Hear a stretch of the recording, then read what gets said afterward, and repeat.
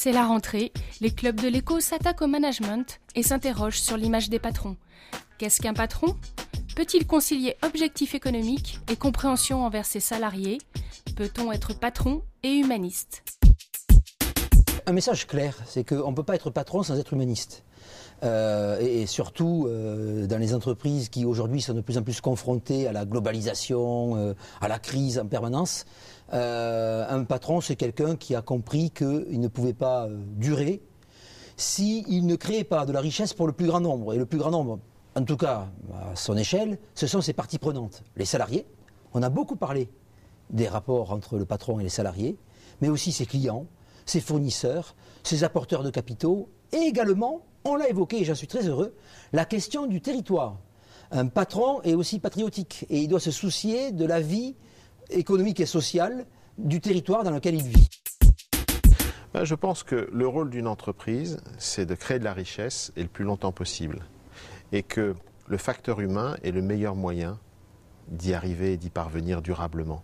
Donc, investissons dans l'homme, dans l'équipe, et sachons placer l'homme au-dessus de tout.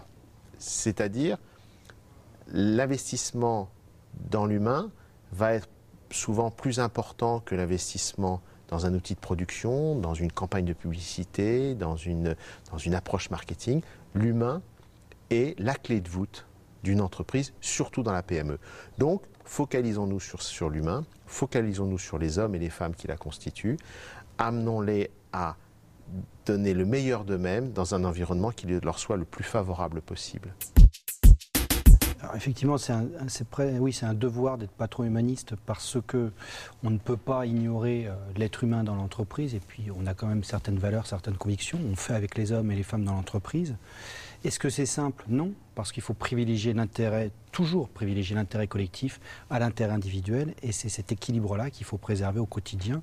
Et au travers des témoignages, on l'a vu, c'est pas si simple, c'est un travail de tous les instants qui implique fortement nos valeurs, nos convictions.